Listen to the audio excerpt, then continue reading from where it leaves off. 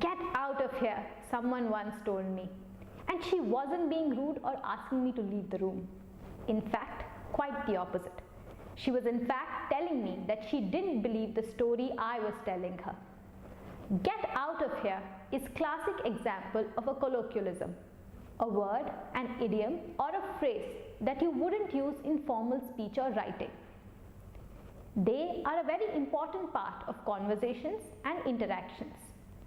Advanced speakers of English are very comfortable with colloquialisms and they know when it is appropriate to use them.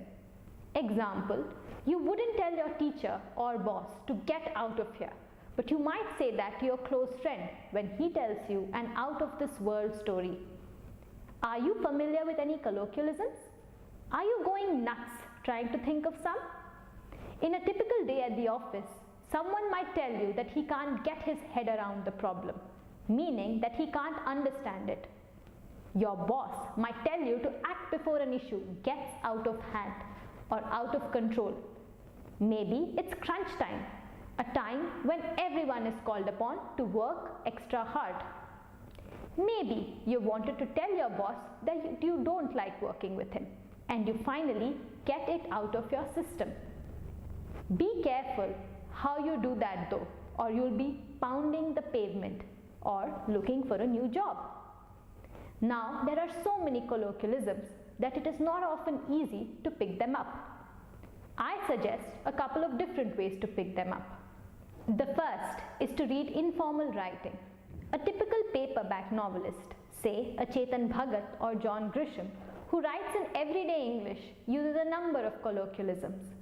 This is a great place to start. The second is to watch movies and, more importantly, TV shows in English. They are a great resource for contemporary colloquialisms in particular. You've probably heard someone say, "Game over, man." Do you know what movie it comes from? Or the phrase, "Houston, we have a problem."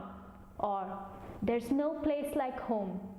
Movies, TV, songs, and popular culture are a big part of this. Of course, the most important way is to actually go out and use these words and phrases in everyday life. You heard a few new ones today. Let's see if we can put them into practice. Good luck and happy learning!